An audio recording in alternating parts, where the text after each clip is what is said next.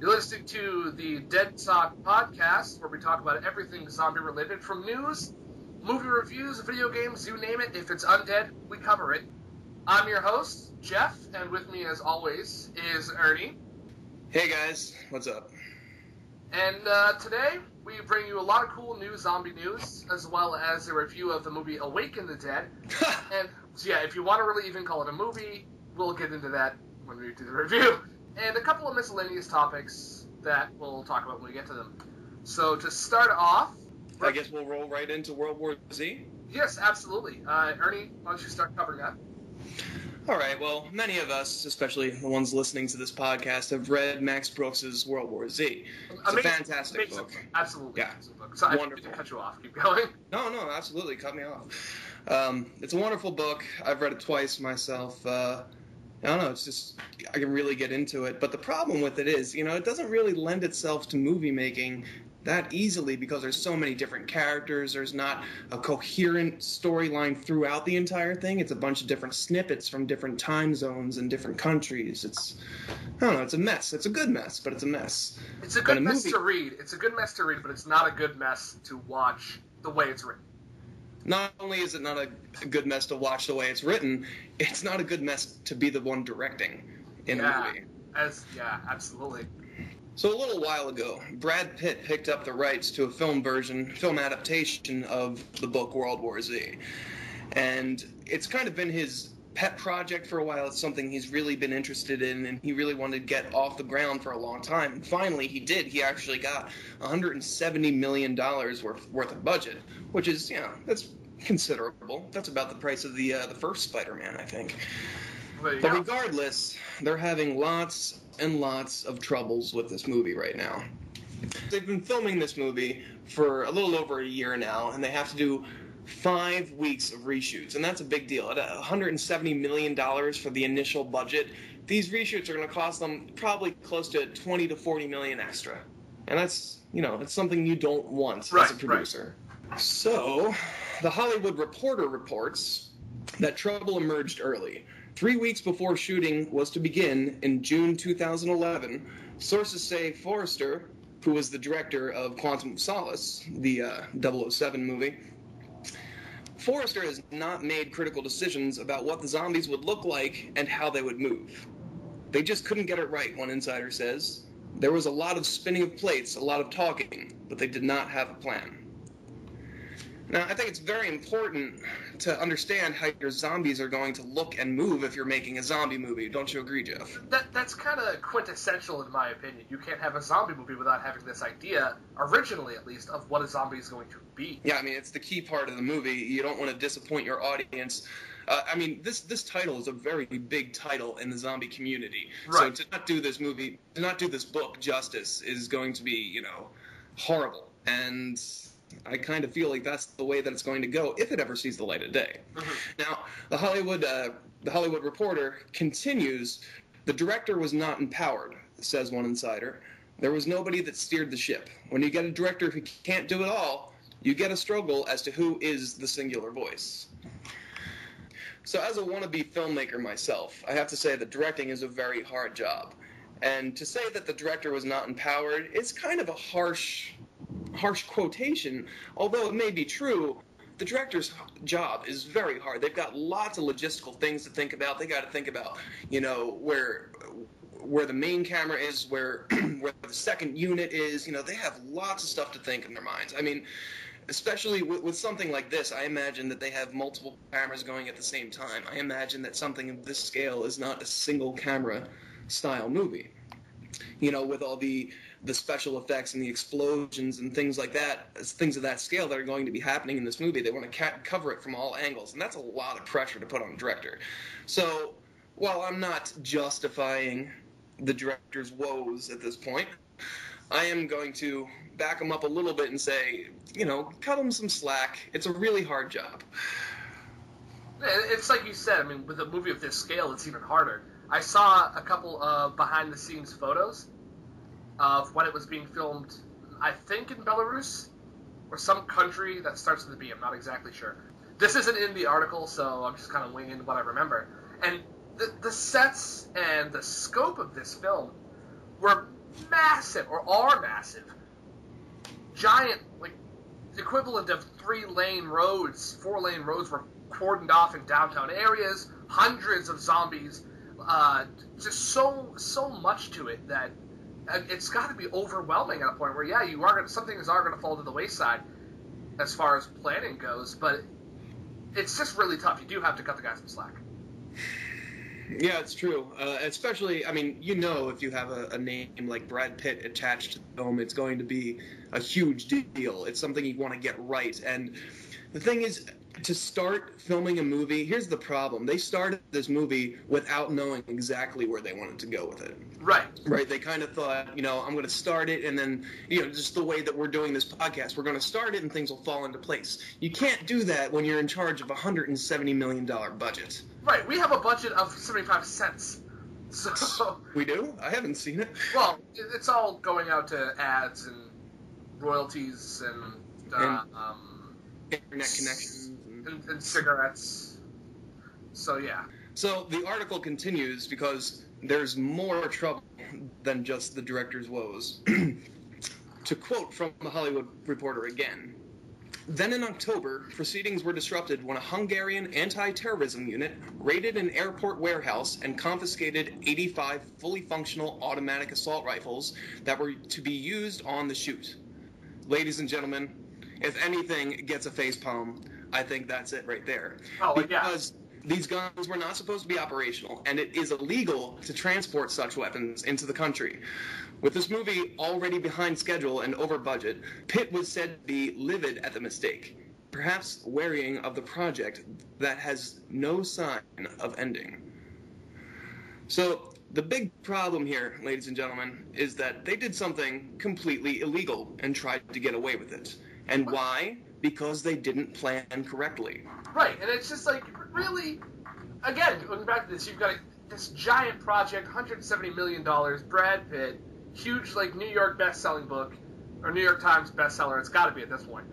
And you fuck up so many things without planning, and then you import illegal, fully functional assault rifles into this country. What the hell?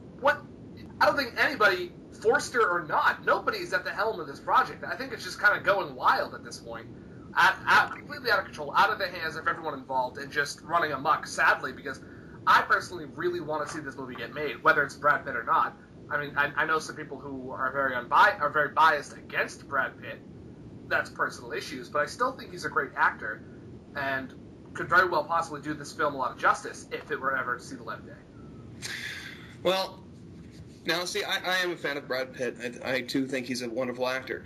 But the thing, I'm just worried because, like I said, I've read the book twice, and I just don't see how they're going to fit the story that is in this book into a 2-hour feature film.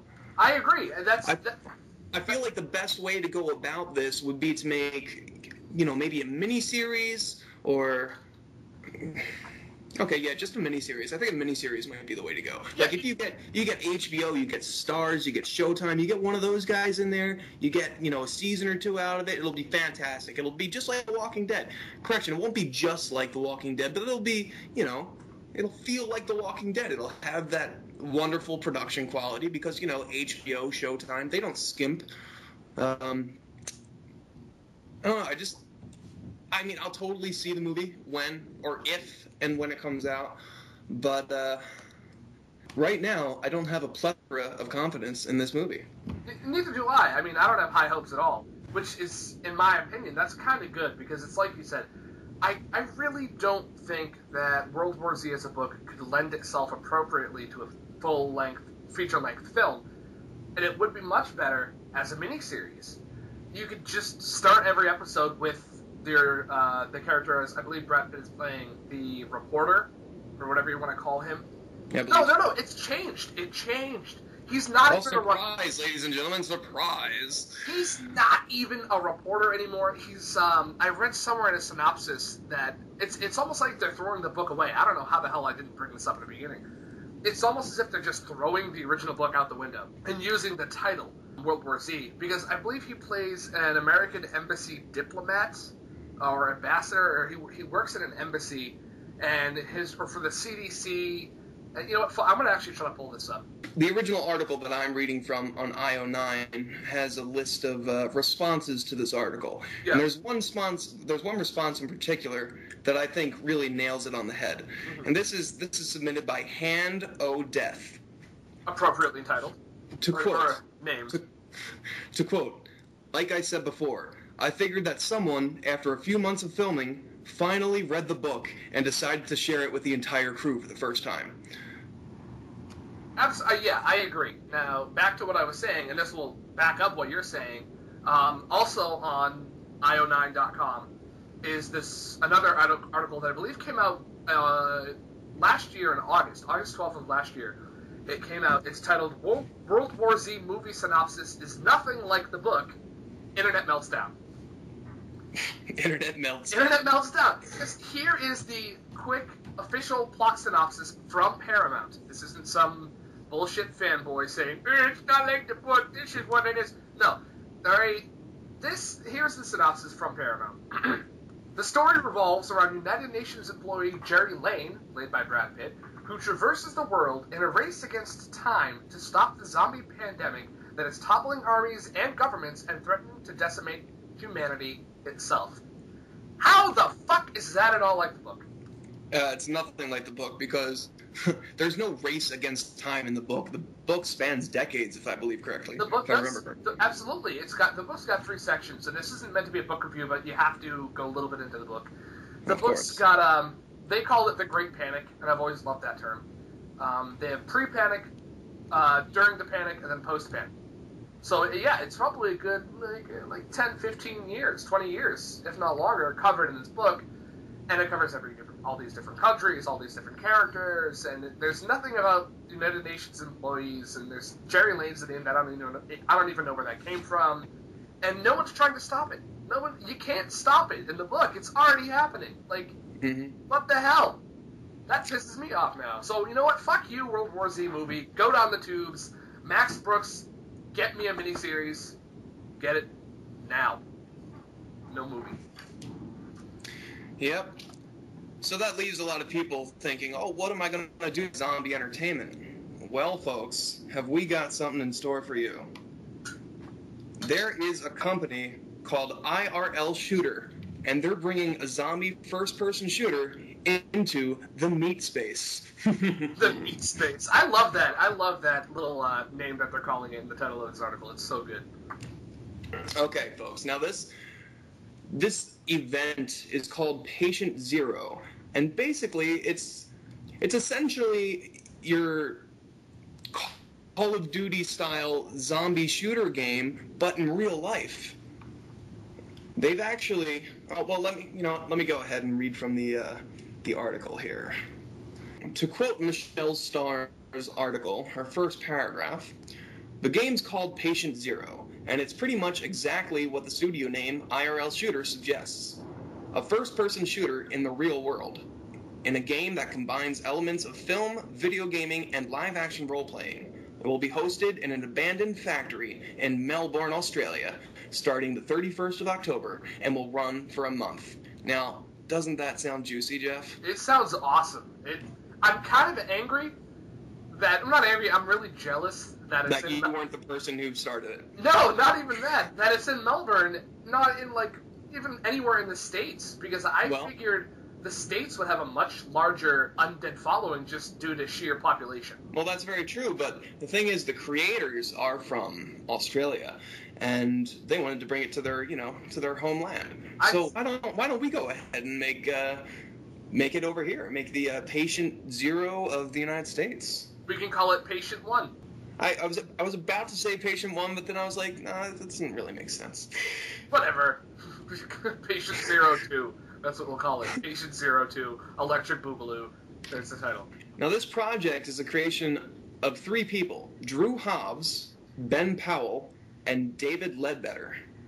Now, these 3 are the forerunners of the entire project, working on the script, the characters, the infrastructure of the building that they're using, the weapons, all that stuff, the design, the logistics. It all comes down to these 3 people who, one night at the pub, were drinking, talking about zombies, and then all of a sudden this idea popped up, why don't we bring the video games into real life?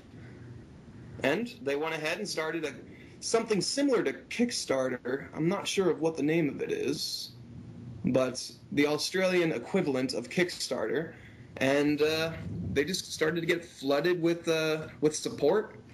And there you go. Now it's, I think only 3 months later, it's in full swing of production. They've got the warehouse all set up, ready to go. The design's already been set.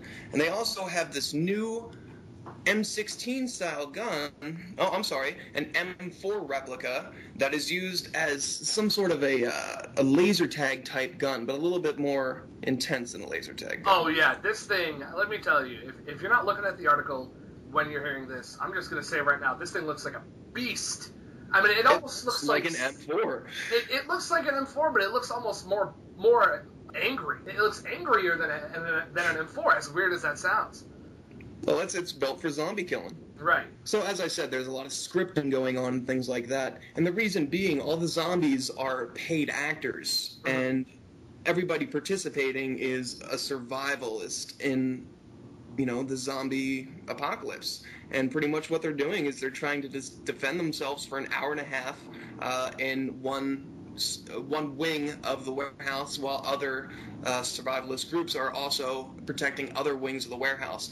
And the cool thing is there's no artificial intelligence. These zombies actually have non-zombie human minds, and they're going to try and trick you. They're going to try and go places where you're not expecting them to come from. One's going to come out of a window while one's coming up from a floorboard. You never know. But one of the biggest things that they're concerned about is the safety of everybody involved. I mean, because of this being a real-life zombie scenario, you always have the chance of the participants going apeshit on each other and, beating each other up. Especially with the actors, if you see a zombie coming at you, you might just butt them in the head with your fake gun, and that's really going to hurt them. So they've got that to worry about. Our biggest concern was that the environment is going to be so real and scary that a player could potentially go rogue and start physically assaulting the actors, said Ledbetter. For the safety of all people inside the building, the entire playing area will be covered by CCTV and monitored by a controller who will be in radio contact with both the players and the cast. We are incorporating this communication into the gameplay. Players will have to sign a standard liability waiver, similar to if you go bungee jumping, ballooning, playing paintball, etc. We will also have an on-site nurse at all times and full control of the building. So in the unlikely event of an accident, we will be able to extract the person almost immediately. So it sounds to me like they've got all of their bases covered here. Yeah. I can't really foresee anything that could go wrong unless some asshole somehow smuggles in a real gun. But if you do that, you're an asshole anyways, so you should get arrested, sent to jail. Yes. Any of you out there who are contemplating on playing this, it's $125 per person. And please, do not bring your own M4. Right. They will supply you with your firearm, and that is $125 Australian. $125 Australian is pretty much $125 US. It's like $2 more. So and that seems reasonable for an hour and a half zombie adventure. Oh, absolutely. I can't imagine anybody getting butthurt over the fact that it's $125. Personally, I wouldn't. It's definitely worth it for the experience alone. Yeah, I would go, back to back. I'd go twice. Yeah, man, $250. But then you got to incorporate the fact that we'd have plane fare. We'd have airfare and hotel lodgings to pay just to get there. Well, not so fast, Jeff. If this is a success, they do plan on touring the world. Now, did they say the world? I thought they just said Australia, the country. Yeah, all major capitals and regional centers. Yeah. But then they're going to switch. But that could mean the world, though. It could. It could. You're absolutely... No, because the line above it says, if all goes well, IRL Shooter intends to tour the game around the country. Yeah, you're right. Shit. Well, you know what? In my heart, in my mind, if it does well, we're definitely going to be picking it up over here in America. I mean, like you said earlier, we've got the zombie enthusiasts over here more so than anywhere else. I mean, because in my mind, the zombie culture as it is today was brought about in the United States. Yes, absolutely. It really was. George Romero and whatnot being from Pittsburgh and that whole thing. the modern day zombie was pretty much started from his brain, and he's from the U.S. And the first film that really showed zombies eating flesh, they're all American films and things like that. So yeah, you're absolutely right in the thought that the zombie culture really does stem and thrive, and the heart of it is in America. Absolutely. So it will be coming here at one point. I don't doubt it whatsoever. So folks, keep your eyes out for that. And Hopefully we get it here soon. now, even if we don't get Just this, go out and shoot your friends. It's fine. but here's the thing: you won't even have to shoot your friends, as long as you're living in Florida. That is. We're gonna go back to Florida again. Again, just like last episode. We've got another Florida possible bath salt inflicted zombie attack. Man, what's in the water down in Florida? Well, clearly it's bath salts. You and I were talking about this before the show. Why Florida? What is it about Florida that's causing all this to happen? And I firmly do believe that it's the bath salts are more prevalent in stores than they are here. I've never even seen them up here in Rhode Island. Yet still, even since our show 2 weeks ago, there is no hardcore proof that bath salts are involved. I think there may have been in quote-unquote official that the original Miami zombie gentleman was on bath salts, but I think you and I had the same feeling about current modern media and how they have the ability to say things that they're being paid to say. Oh yeah, just like we were saying, how it's similar to Reefer Madness. Reefer, it's almost like anti-bath salt propaganda. But before we get back into this bath salt conversation, I'm going to go to this article and, let the listeners get their take on it just from hearing what I say. Yeah, man, go ahead. Tell it like it is, yo. Oh, I will. Tell it word. Hollow word. Whole word. That goes out to Anthony Albanese, everybody. I doubt he's even listening to this right now. I wonder if he's still alive. Me too. Maybe I wonder if he's doing bath salts. I was just going to say the same thing because I did not put it past him. All right. Go on. So this article I'm pulling from is from zombieapocalypseacademy.org. Don't be too uneasy about the title of the website because it's actually sourcing it from New York Daily News. The article reads as follows. Florida cannibal zombie attack. Charles Baker bites off chunk of man's arm. The summer of zombies continues. Palmetto, Florida. The latest in a string of zombie-like attacks happened in a Florida home Wednesday night after a man under the influence went into a fit of rage and bit a piece of someone's arm off during a visit with his children. Much like the Miami face-eating attack, 26-year-old Charles Baker got naked, ate human flesh, and wouldn't go down without a fight. According to a Manatee County Sheriff's Office report, authorities say Baker went to his girlfriend's home on 25th Street in Palmetto to visit his kids at 10:15 p.m. Now, I'm going to interject here. Yeah, who visits their kids at 10:15 p.m.? It's like, man, it's 10:15 at night. I wonder what my kids are doing. Hey, asshole, they're probably sleeping. Really, dude? Come on. Bunch of savages in that town. Apparently, Palmetto, full of savages. Disclaimer, I do not mean to offend anyone living in or around Palmetto, Florida. I do. Take it out with Ernie. They say he was high on an unknown substance when yeah, on an unknown substance in air quotes when he knocked on the door, then barged in, began yelling and taking off his clothes. Now, let's break this down here. Barged in, knocked on the door. Well, who says he was knocking? He could have just been hitting, moaning and hitting the door. Exactly. Barged in, he got the door down. Yelling, moaning, he's just screaming as he's about to eat someone because he's trying to feed his undead cravings. And then he takes off his clothes.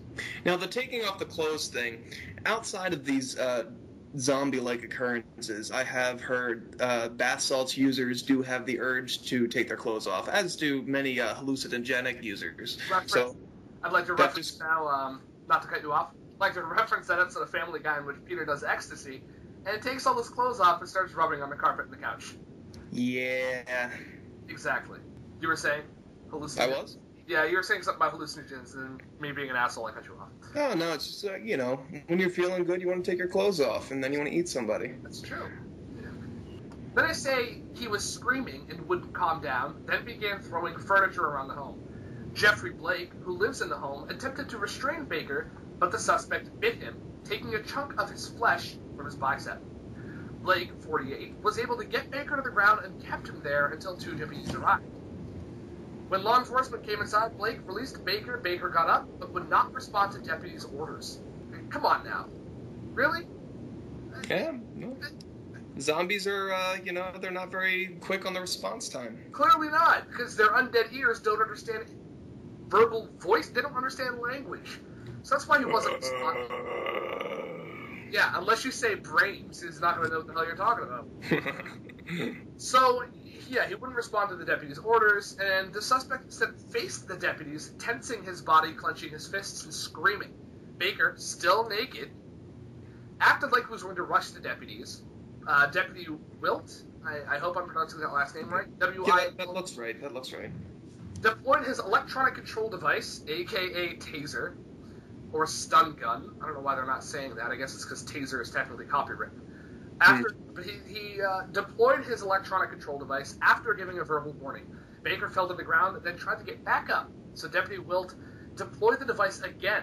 Baker then pulls the probes out. By this time, several other deputies had arrived on scene and were able to hold him down and handcuff him, where he was then taken to the Manatee Memorial Hospital for evaluation before being transported to the jail. Now, again, this does sound very, very similar to the Miami zombie, or quote-unquote zombie bath salt zombies that we've heard of before.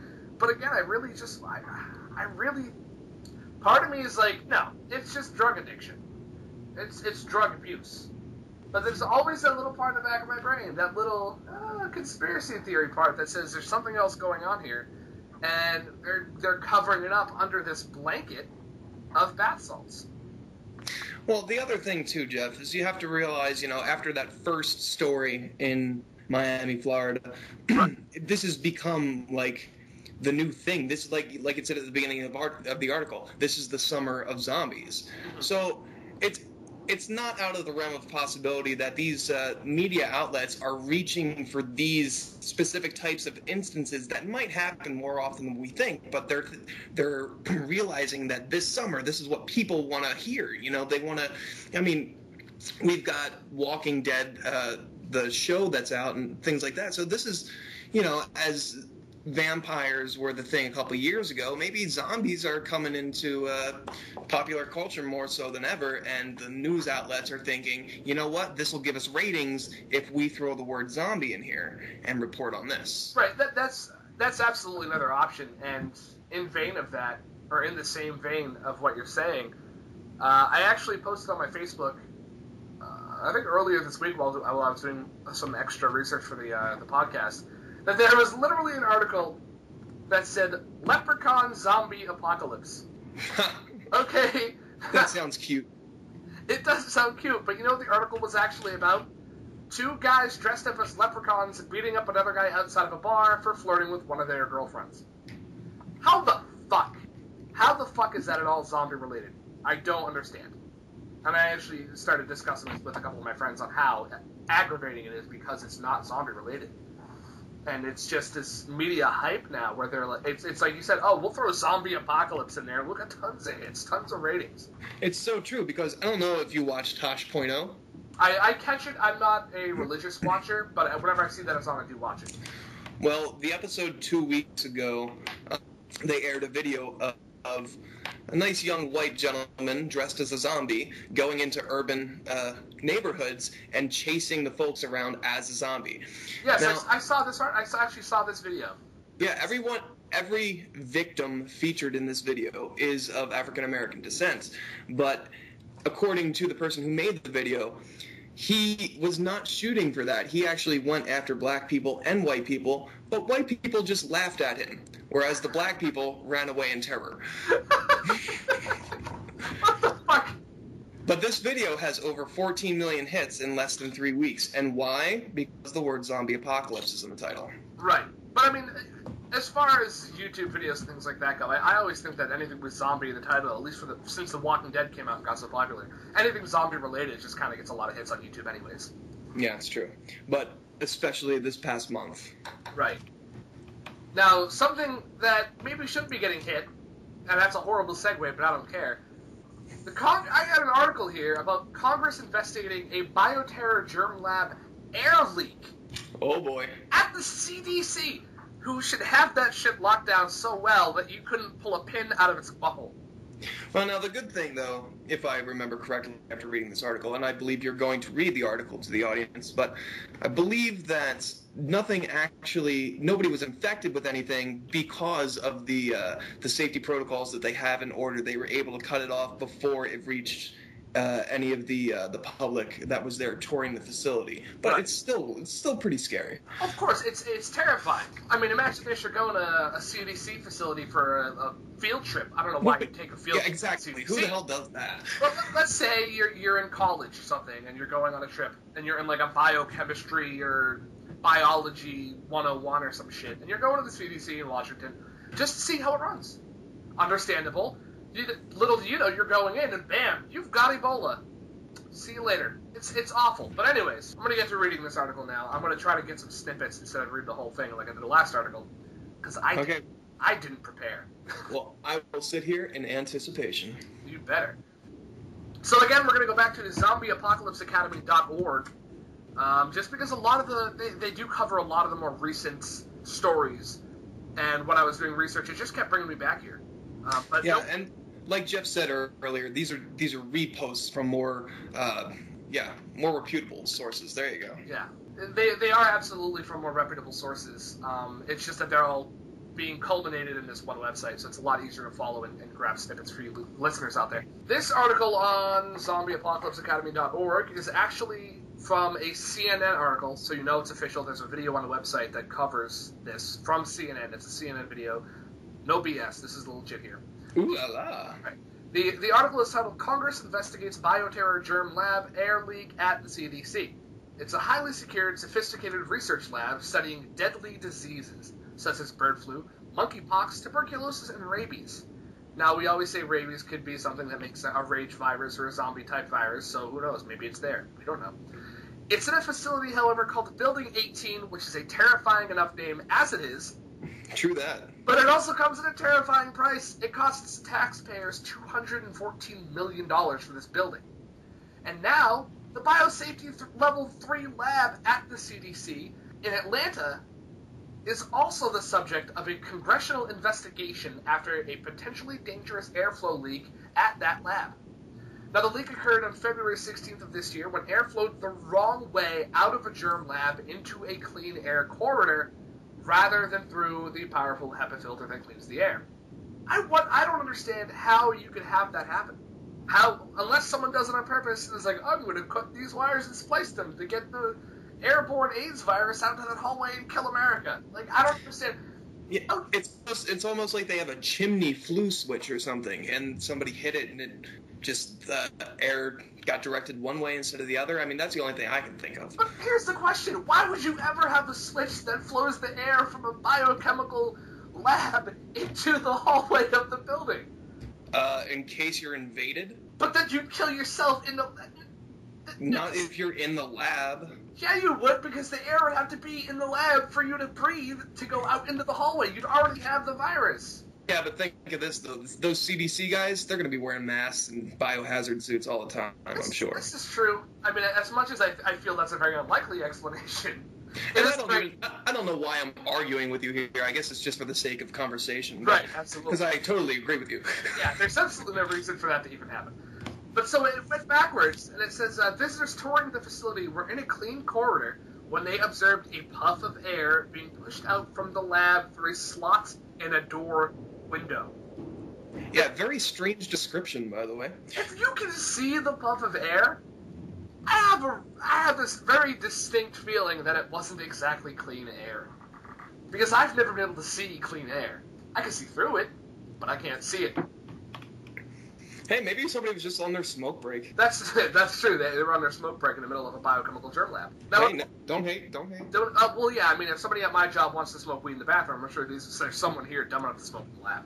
According to U.S. Representative Michael Burgess, a Texas Republican and a doctor, the House Energy and Commerce Committee has asked the CDC for documents about the incident. The request came in the wake of a report on internal CDC emails about the incident, first reported by USA Today last week.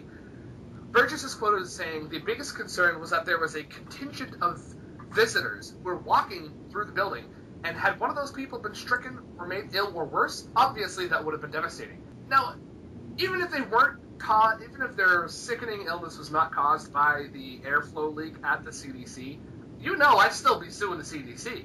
Absolutely. I mean, $214 million of taxpayers' money. If I can get some of that, hell yeah. Even if I go in there knowing I have the flu, I'm going to come out of there with the flu and say I was perfectly healthy when I went in. Screw you, CDC. Give me money. That's what I would do, because I love to take money from the CDC. Yeah, why not? I guess is the way I'm going to say that. I don't know. One thing that kind of strikes me as not really odd, but, well, let's just go ahead and say it. The World War Z movie costs $170 million. Right. The entire Building 18, the CDC, costs $214 million. Now, a movie almost costing as much as the biggest potential hazard in the United States. Right. It's kind of odd. It's kind of odd. Kind of alarming. There you go. Yeah. So CDC officials say the lab was clean, was not active at the time, and no one got infected. Thank God. Of course they're going to say that.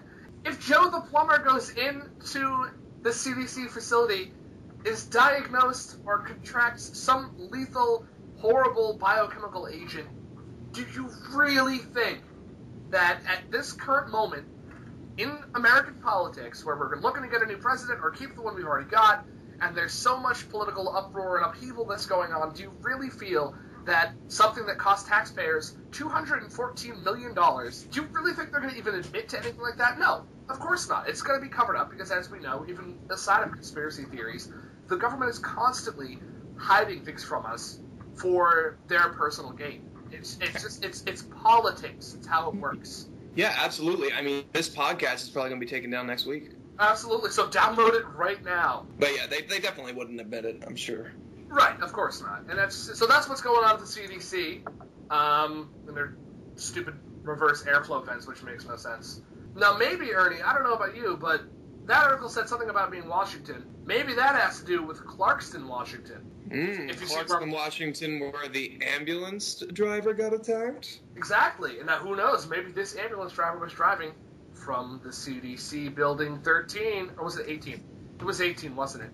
Maybe the ambulance driver was transporting the one person who did get sick at the CDC. Yeah, maybe he's transporting Joe the plumber. Really? Yeah. All right, so I'll start on this. All right, I'll cut. We'll trade off here on this one. Now, this is reported from ClewTV.com, which is KLEWTV.com. Right. The title of the article is "Man Being Transported Attacks Clarkston Ambulance Driver." Mm-hmm. And the article states, a Clarkston Fire Department ambulance driver is nursing a wound after a man being transported attacked him and then escaped. That was good, right? That was pretty exciting. Yeah, I hope you guys like that out there in the internet space. Yeah. Going on, to quote Chief Steve Cooper of the Clarkston Fire Department, the ambulance crew eventually stopped and let the patient out. That was not exciting. I was hoping that would be exciting. Yeah. No, I mean, to interject, if you've got this guy who's attacking, I wouldn't let him out. I would let myself out and lock him in and take the keys and call the police. This actually reminds me of a scene in Monster Squad where the werewolf comes back to life in the rear of the ambulance. Oh yeah, and they think he's dead because he got shot a bunch of times or something like that. And then the full moon passes by. Absolutely, that's very similar. That's kind of how I always had it pictured in my head when they. That's exactly how I had it pictured in my head. Yeah, good reference. So going on in the article, according to Cooper, who is the Clarkston Fire Department chief, 41-year-old Jason Hundrup of Assotin was being relocated from Assotin County to Eastern State Hospital early Sunday morning when he began threatening EMS personnel. The crew was able to calm Hundrup down after his first attempt to squeeze through the nearly 18-inch doorway to the driver's compartment from the patient care area. To quote Cooper once again, the crew was able to talk him back into the back and got him to return to the area he was supposed to be in. This guy's a connoisseur for words, isn't he, people? Yeah, clearly, back into the back. Once Hundrup cooperated, he got back into the gurney he was originally buckled into, but then within 10 minutes, he unbuckled himself and moved forward once more. It's pretty surprising that not only did the patient become really agitated, but he became agitated and threatened the crew and threatened the safety of the vehicle as he entered the cab from the back and tried to grab the steering wheel and ended up biting the hand of the driver.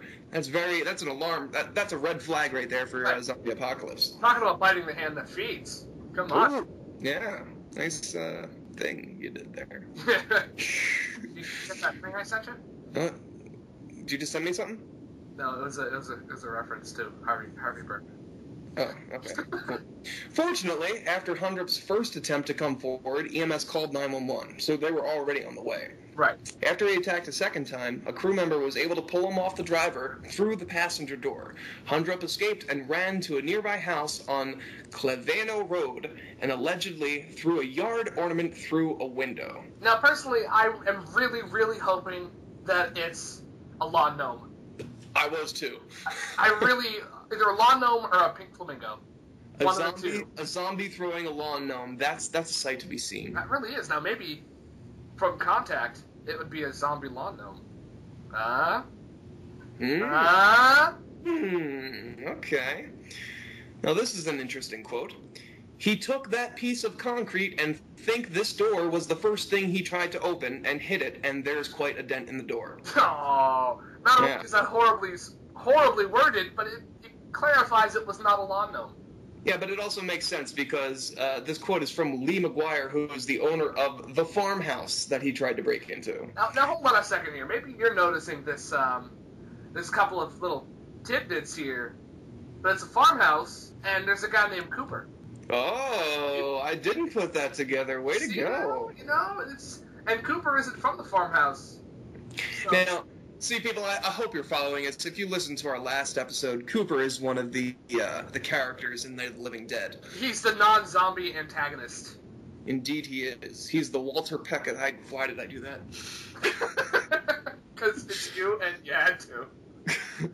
Okay, so yeah, he's the Walter Peck of the whole zombie scenario in Night of the Living Dead. Walter Peck being the non-ghost antagonist in Ghostbusters. Moving on. Right. Once Hundrup was able to get into the home, he ran and hid under a bridge. Once Hundrup was unable to get into the home, he ran and hid under a bridge. But Hundrup wasn't smart enough to outsmart the McGuire family and left an easy path to follow through their pea field.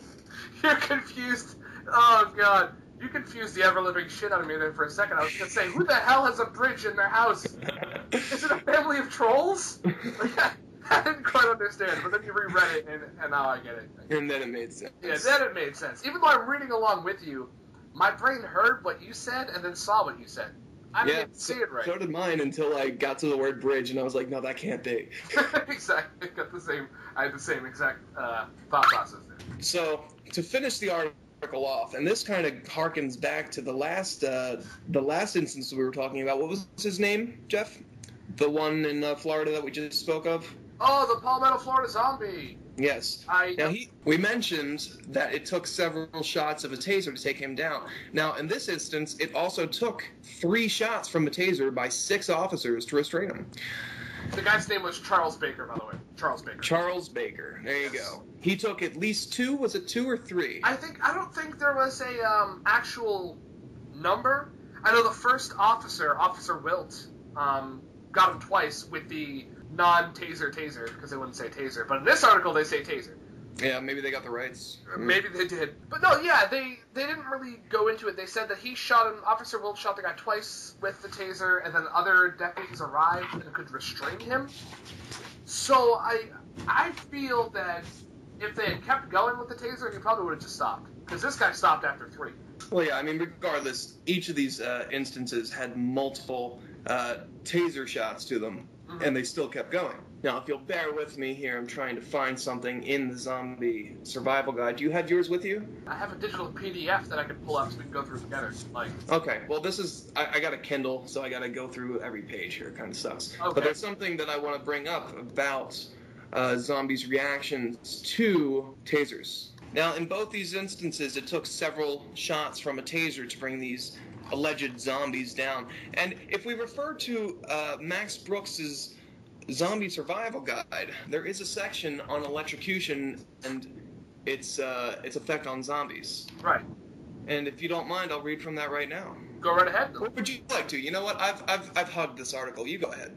All right. So it says in the Zombie Survival Guide, as the zombie's muscular system is basically that of a human, electricity does have the ability to temporarily stun or paralyze the body. Lethal results have been seen only in extreme cases, such as power lines used to completely char a zombie's brain. This is not a wonder weapon. The current that runs through power lines is enough to burn almost any organic matter, living or undead, to a crisp. It requires twice the voltage to stun a zombie that it does to stun a human. There we go. That's the key part. It takes twice the voltage to stun a zombie that it does a human. Whereas, in these instances, if a regular human were to get shot by these tasers, not in all cases, but in most cases, one shot from the taser is going to make you obedient. You're going to go down from the initial shock, and you're going to put your hands behind your head and cooperate at that point. Right. Now, not with these instances. These instances are actually swaying to the way of these people actually being zombies instead of people. Right, because like you said, it's taken at least two in every account in which these victims or zombies or drug addicts, ghouls, however you want to call them, have been tased. It's taken at least 2 shots to see any effect. And usually that still doesn't even stop them. So there you go. True words from the Zombie Survival Guide, which we might as well go into right about now. Right, we'll go into this. Right now what we're going to cover, ladies and gentlemen, is a pros and cons discussion comparing 2 books, as Ernie has first stated, the Zombie Survival Guide by Max Brooks, son of comedic legend Mel Brooks. And the other side of the spectrum, we're going to cover and compare the Zombie Combat Manual by Roger Ma. I think it's M.A. I think it's Roger Ma. Essentially, now, Ernie's going to be more talking on the side of the Zombie Survival Guide. Yes, because I have not read Roger Ma's one. Right. And I will be talking more for the Zombie Combat Manual. Now, initially, the differences between these 2 books, obviously, is right in the title. Now, the Zombie Survival Guide has the subtitle, or subtext to the title, Complete Protection from the Living Dead, while the Zombie Combat Manual, on the other hand, is a guide to fighting the living dead. Now, well, the Zombie Survival Guide, like I said, protection. It's everything from defending your house, your home, your loved ones, your personal belongings, where you gotta go, how you gotta eat, what you gotta do. This one, the Zombie Combat Manual, ladies and gentlemen, focuses solely on how to fight. Which is a good thing, and used together, these can be great assets in the zombie apocalypse. Oh, absolutely. Absolutely. I mean, now, let's start here by going over the Zombie Survival Guide and the pros and cons to it. Now, I'm going to let you do a little bit of discussing here, and I'll give you some feedback. So, take it away, Ernie. We'll see where it goes from there.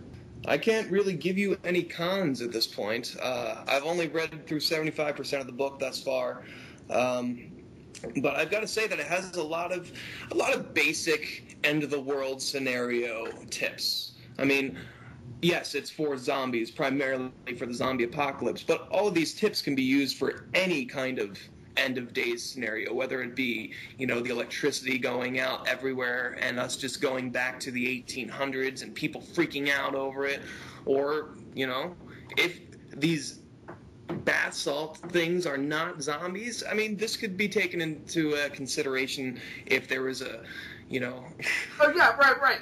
Like about the bath salts, I actually had this theory that bath salts currently are a testing phase as a chemical weapon.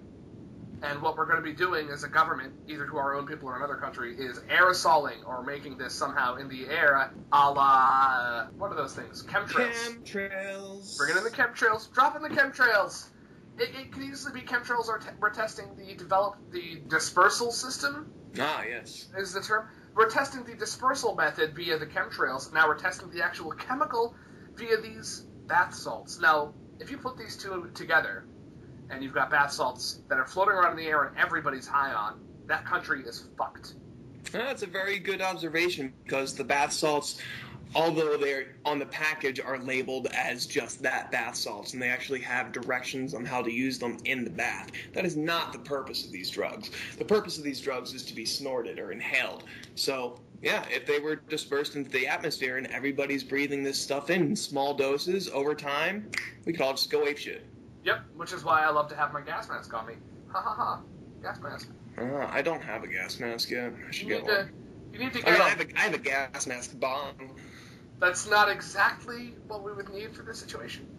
I mean, you might need it to cope, but, I think it'd be better to have an actual gas mask. It might be. Right. It might be. Now, so we can't really think of any cons for the zombie survival guide. Well, maybe the one con that I would say about the zombie survival guide is that it's kind of repetitive. I mean, chapter after chapter, it's talking about the same things in different words. I mean, stressing the point of, you've got to be quiet, you've got to be stealthy, you've got to be quick. These ideas come up over and over again in the book, which, I mean, as they should, they're very important ideals. You don't want the zombies to hear you. You want to be able to get away from them quick. But, after the first 6 or 7 times they mention it, it's already drilled into your head. Yeah, it's almost like, all right, Max, we get the point. Let's get something else. I almost feel that a good majority of what's in that book could just be put on a poster, which is funny because I have a zombie survival poster in my closet. That's true, yeah. But it's stay low, stay quiet, keep some food, know how to find food, know how to kill a zombie, know how to run. That should be the chapters, in my opinion. There is one other thing that they mentioned here that a lot of people are going to easily forget in times of, tribulation, if that's the word I'm looking for. You've got to remember to keep your mind healthy. You've got to have books to read. You've got to have board games to play.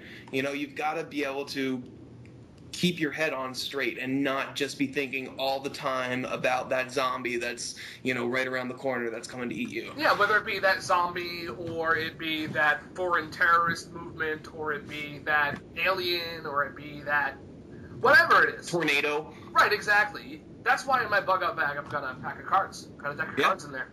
You never know when you're going to need it.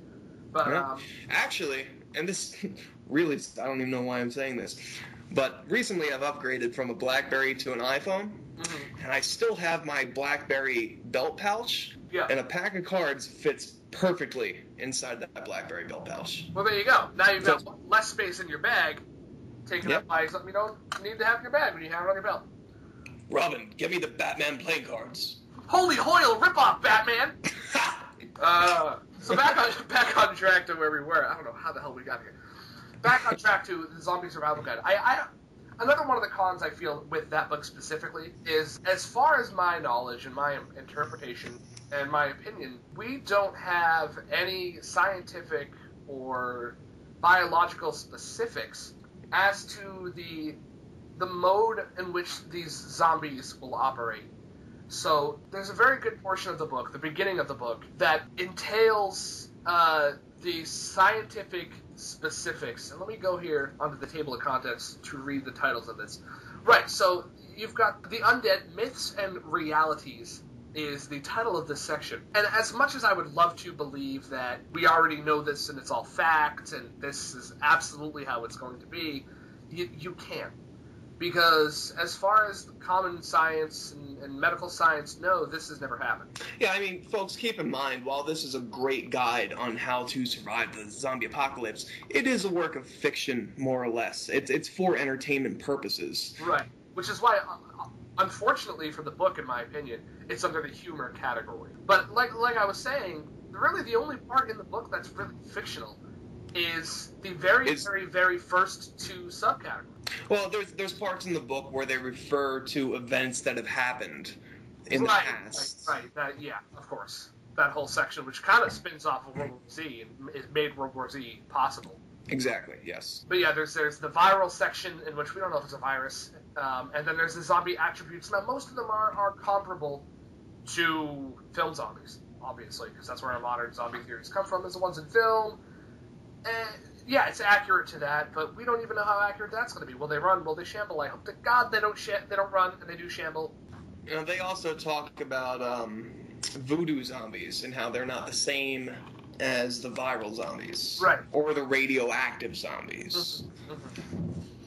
Basically, they're saying that the voodoo zombies, they're just essentially in a trance, and that they will eventually come out of it. They can communicate, although they cannot communicate well, and they generally are somewhat around of their surroundings, things like that. Yeah. But we're not concerned about voodoo zombies. No, we're really not, because they're really just used as slave labor. We don't live in New Orleans. Exactly. Or Haiti. Or anywhere like that. So we don't really have to worry about these things. Nah. But now, while the Zombie Survival Guide has, well, really a core of maybe 60 pages on combat, the Zombie Combat Manual, as I'm now reading, you've got about 300 pages on pure and simple combat. Now, the good thing about this is in comparison to the Zombie Survival Guide, you do have these things thrown within the book called combat reports.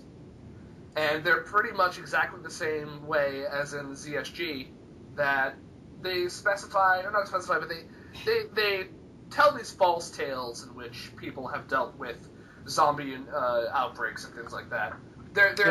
Let's say that they refer to them. Right, we'll say refer. They refer to these fictional zombie outbreaks that happen.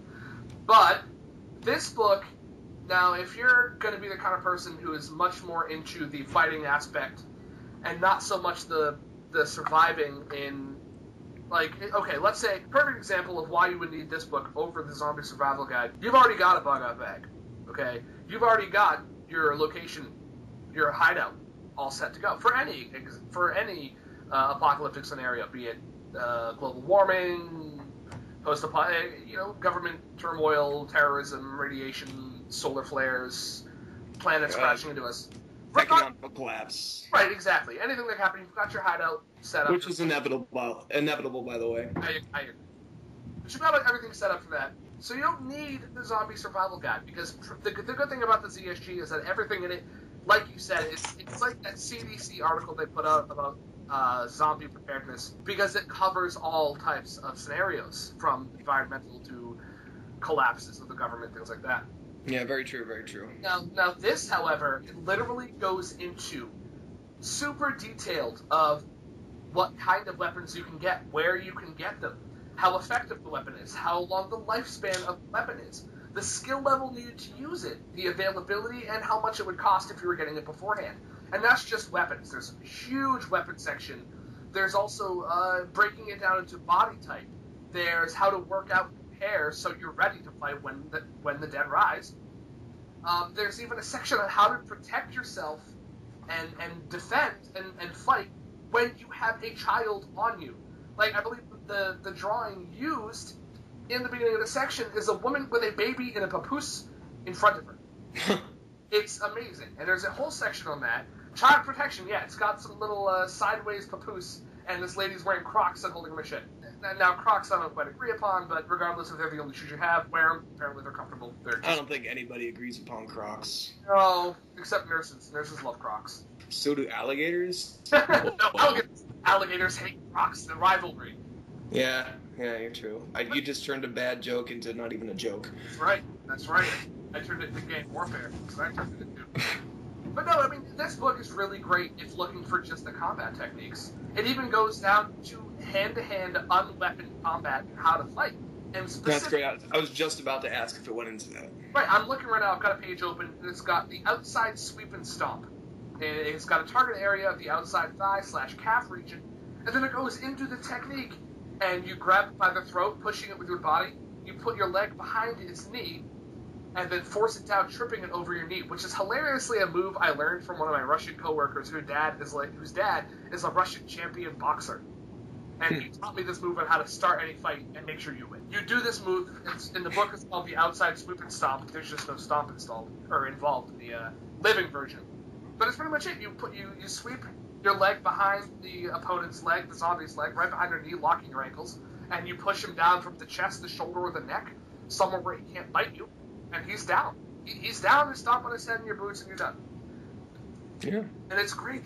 Sounds effective. It does sound effective, but they've got tons of fighting moves and stances and strategies. It's very, very in-depth. There's a lot of pros to this book, obviously, when you're talking about soul combat and fighting, but it doesn't have anything else. It doesn't have anything on vehicles and types of travel and where to go. So if you're looking for something that's going to get you by in every aspect of a zombie apocalypse, or really any apocalyptic scenario, the Zombie Survival Guide's the book for you, if you don't already have it. And it's an entertaining read, and you'll go through it pretty quickly. It absolutely is, and while the Zombie Combat Manual is more of a dry read, it's very much more... Does it read like stereo instructions? Yes, because that's what it is. It's essentially human stereo instructions on how to combat the living dead. But in the same vein, it does work for things that are not dead, just alive and walking around. So I think that pretty much covers the comparison of both of the books. It does, and one thing I want to say for people who haven't read the Zombie Survival Guide and aren't planning on reading it, the one thing that I will say that comes across prevalently in this book, get your cardio going on, ladies and gentlemen. Get yourself in shape, because zombies, we assume that they're not going to be running zombies, but they could be, and you need to outrun them, or at least outrun the people you're with. Now, as you stated before, or a couple of seconds ago, as you just stated, yeah, zombies are hopefully not running. Or they might not run, we don't know. But personally, my opinion is that if you're following standard decomposition routes and the way the body sets up, they will run at first. Well, yeah, and what it says in the Zombie Survival Guide, the zombies that they're referring to, they say that, they actually have the same... physical capacity as their human counterparts did. Before they died, if they, like you said, if they haven't decomposed much, they still have the muscular structure that they did when they died, and they could potentially be as fast as they were as humans. Right, exactly. If not faster than a shamble at first, and then slowly rigor mortis will set in, and the body will slow down, and the muscles will begin to decompose slowly over time. Now we're talking about the physiology of zombies.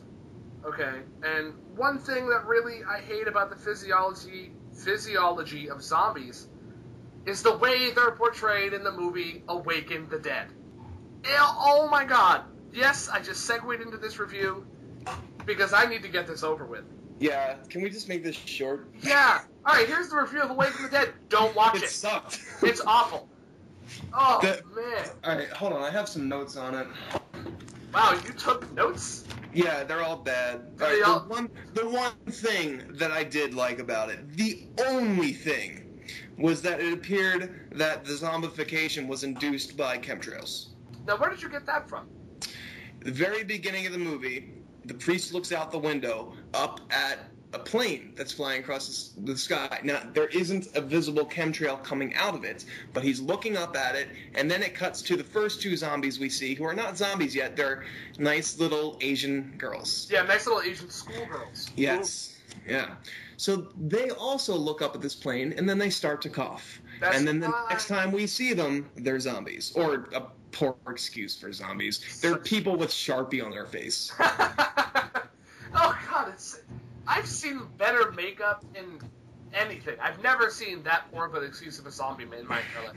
It's almost like, oh, you're dead and you've turned. It looks like somebody took a razor and slashed your face up, and then pulled your eyebrows and then pulled them up towards your ears. Like, it doesn't even look right.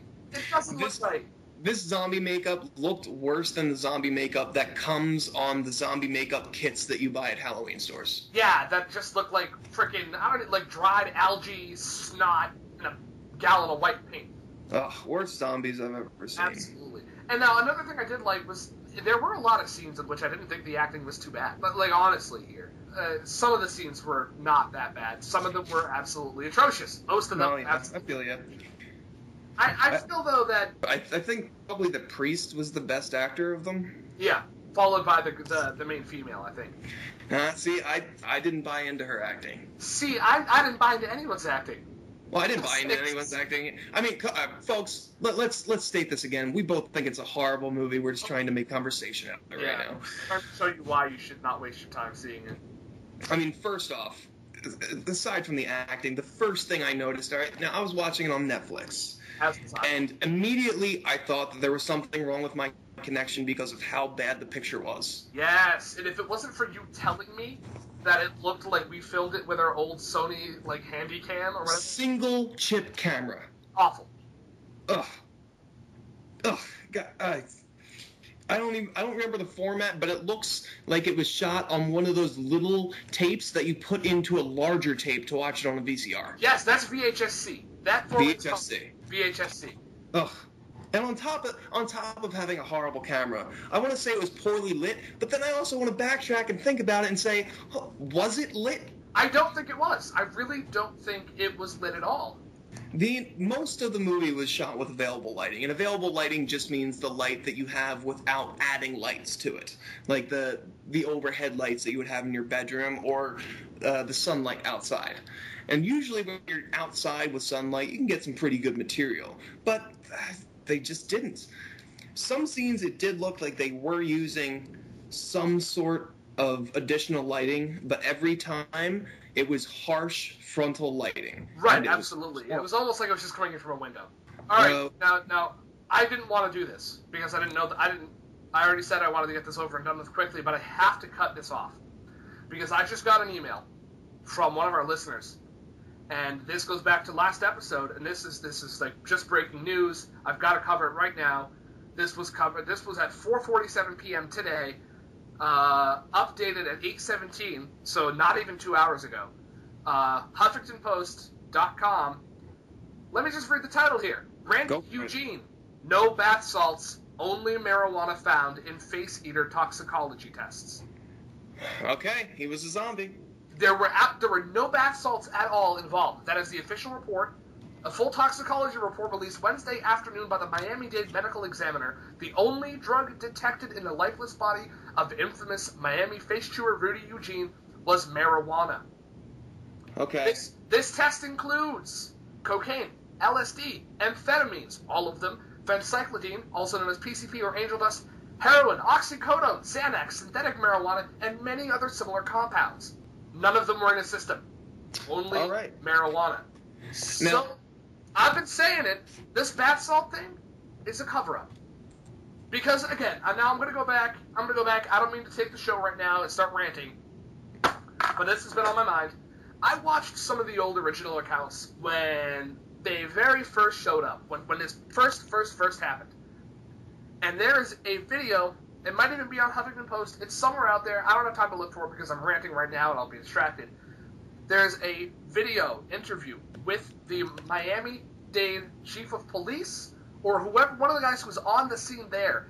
And now, as we know, all of the reports after this happened said that he actually didn't consume any human flesh. He didn't swallow it. Those reports were days, a week or two after this happened.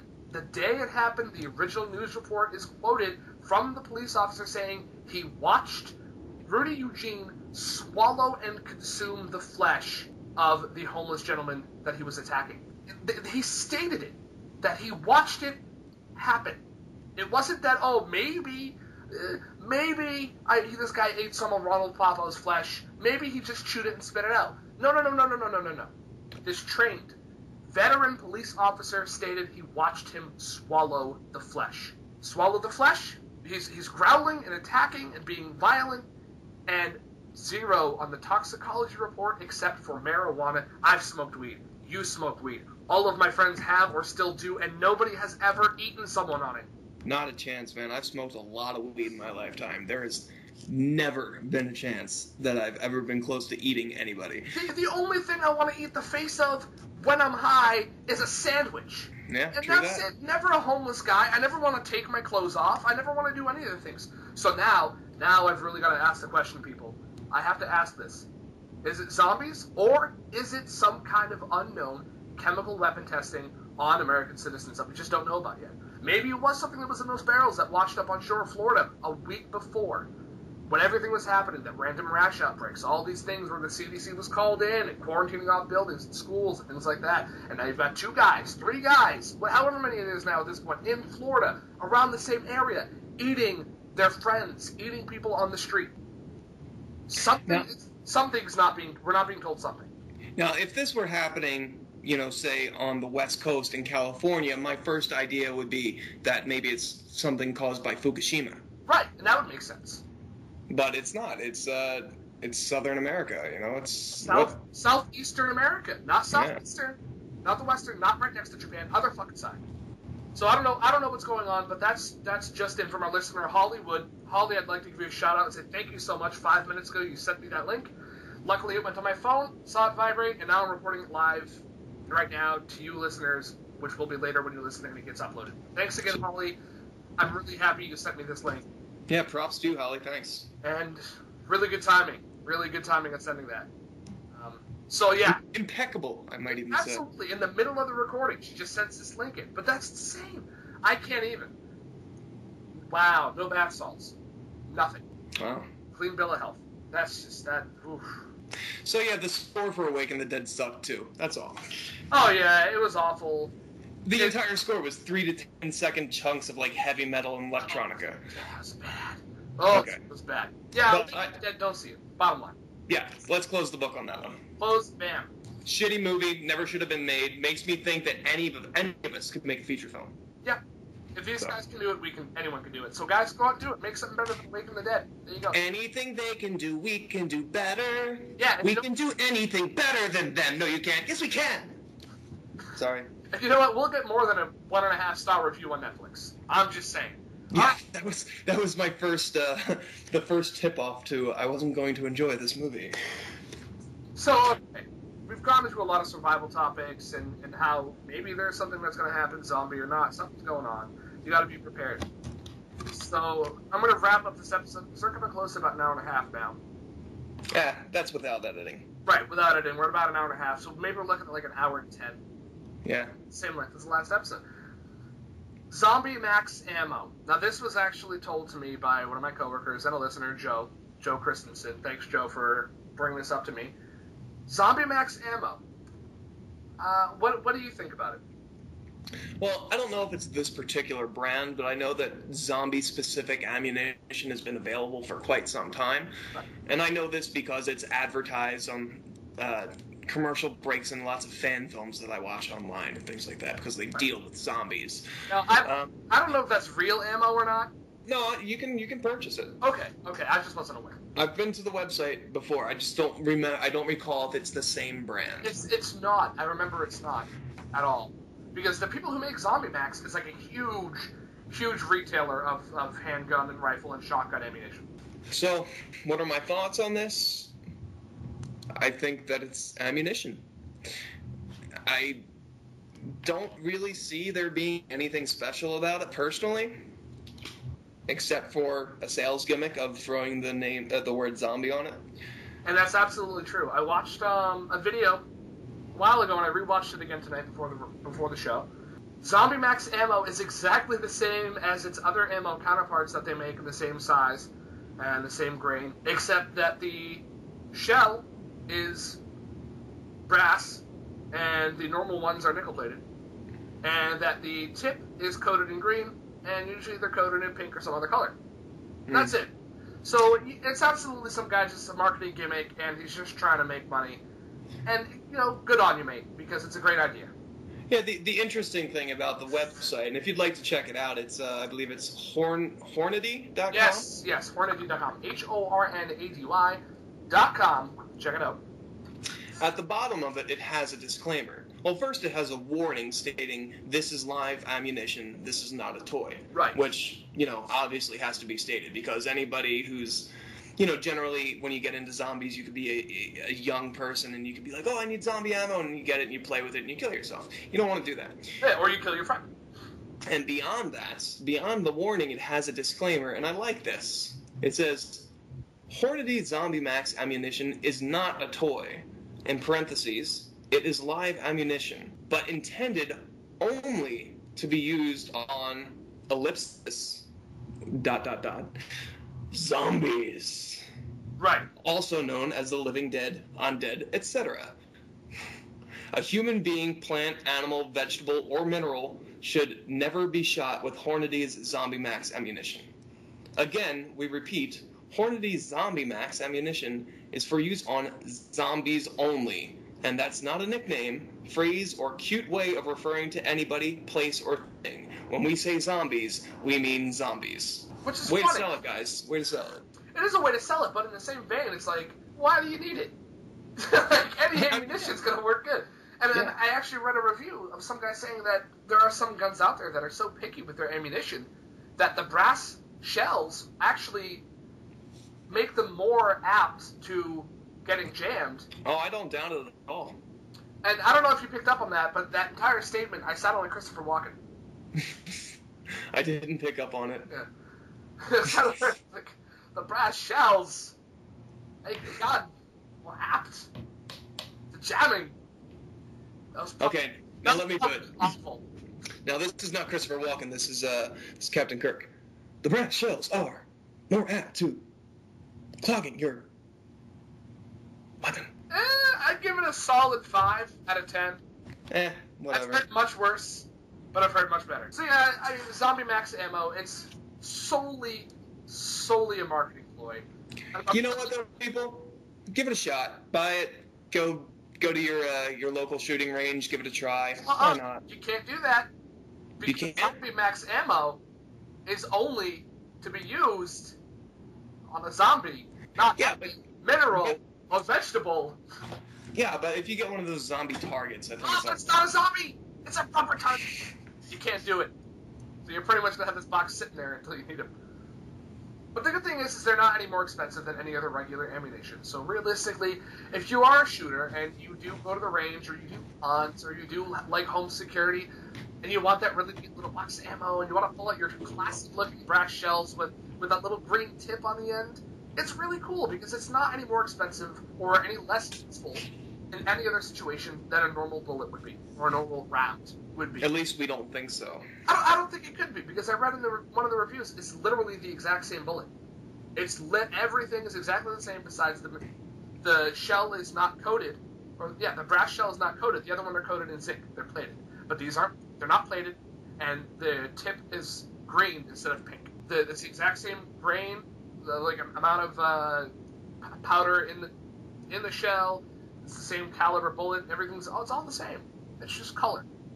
That's all. It's the only difference. And I would suggest any of you gun-happy people out there start making your own ammunition, though. Oh, absolutely. When it comes down to zombie survival and any kind of survival situation, yeah, you really should be getting all your own tools to retool a brass shell, put a new slug in it, and all that nonsense. I'm not 100% on with these terms, but you know what I'm trying to say. The thing is, it's not hard. I have a friend who's, he's doing it himself, and I think he just picked it up off his dad. They do it in their basement, and it's just something they do in their spare time. It's not a big deal. No, my uncle used to do it. I've seen him do it before. It's easy. You fill the shell with powder, you put a bullet on the end, you crimp it, and it's done. You put it in the damn gun and shoot it. Beautiful. It's very simple. Easy peasy, beautiful cover girl. Easy peasy. What? I don't know. That's not even how it goes. It's easy breezy, but I say easy peasy, goddammit, alright? I say easy peasy lemon squeezy. Oh, I think I'm going to use that. Yeah. Can I? Or you have that copyright? I don't have copyrights on that. That's a much older phrase than me. It's older than me and you, I believe. So yeah, we're going to say easy peasy. Well, if it's older than you, it's older than me. That's absolutely true. I'm not that much older. I'm like maybe a year older than you. Somewhat. I don't know. So yeah, whatever. It is what it is. Who cares? All right. Well, I think that's about it, right? I think that's it. Yeah, that's going to be we're going to wrap that up. This is the end of season 1, episode 2 of Dead Talk. Feel free to check us out on our official Facebook, facebook.com/DeadTalkPodcast, or our YouTube account at youtube.com/officialDeadTalk. We also have an email, deadtalkpodcast@gmail.com. I'm Jeff Schmidt. And I'm Ernie Slaughter. And we will see you guys